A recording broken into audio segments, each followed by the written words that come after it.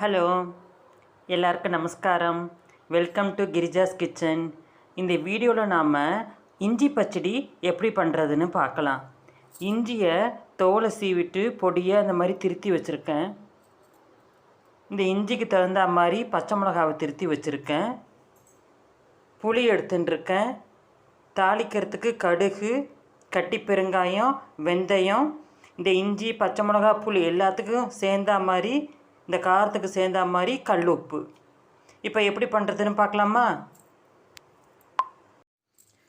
புளி எடுத்து வச்சுருந்தேன் இல்லையா, அந்த புளியை தண்ணியில் கரைச்சி வடிகட்டி எடுத்து வச்சுருக்கேன். இதோ அடுப்பில் மண் கலையம் வச்சுருக்கேன். மண் கலையத்தில் பண்ணுங்க, நல்லா டேஸ்ட்டாக இருக்கும். எண்ணெய் காஞ்சிருக்கு.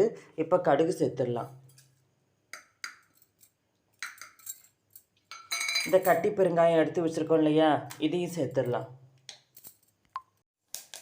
ஸோ கடுகு பொரிஞ்சிட்டு வெந்தயத்தை சேர்த்துடலாம். அடுத்தது இதை எடுத்து வச்சுருக்கோம் இல்லையா, இந்த பச்சை மிளகாய், இஞ்சி போட்டு வதக்கி விட்டு இந்த புளி தண்ணியை ஊற்ற வேண்டியதான்.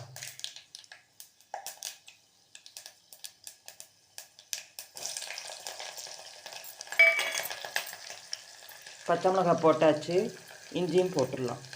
போட்டு கொஞ்சம் வதங்கட்டும். பச்சை மிளகாய், இஞ்சி வதங்கின்னு இருக்கு. இந்த கருவேப்பிலையும் சேர்த்துடலாம்.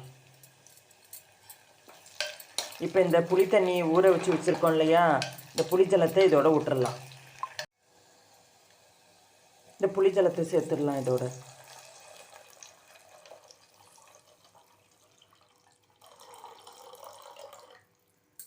இதுக்கு தேவையான உப்பு எடுத்து வச்சுருக்கோம் இல்லையா, உப்பையும் போட்டுடலாம். கொஞ்சமாக ஒரு அரை ஸ்பூன் மஞ்சள் பொடியும் போடுறேன். இது நல்லா சேர்ந்து நல்லா கொதிக்கணும். கொதித்து கொஞ்சம் நல்லா கெட்டியமாக தொக்கு மாதிரி வரணும். வந்ததுக்கப்புறம் பார்க்கலாம். இந்த பாருங்க, அந்த இஞ்சி பச்சடி நல்லா சுண்டி கெட்டியமாக வந்துடுது பாருங்க. இப்போ அடுப்பை ஆஃப் பண்ணிடலாம். நான் அடுப்பை ஆஃப் பண்ணிவிட்டு கொஞ்சமாக நாட்டு சர்க்கரை சேர்க்குறேன். வெல்லம் இருந்தால் வெல்லமும் சேர்த்துக்கலாம். இது ஆப்ஷனல் தான், வேணும்னா சேர்த்துக்கலாம். எதுக்கு நாட்டு சர்க்கரையோ வெல்லமோ சேர்க்குறோம்னா கொஞ்சம் டேஸ்ட் கொடுக்கும், அதுக்காக சேர்க்கறது. இதை பாருங்க, டேஸ்டியான ஒரு இஞ்சி பச்சடி ரெடி ஆகிடுது.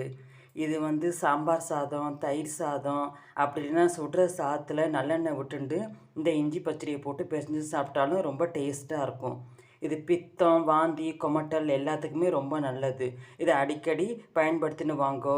பித்தம், வாந்தி, கொமட்டல் உள்ளவாளுக்கு நல்ல ஒரு ரிலீஃப் கிடைக்கும்.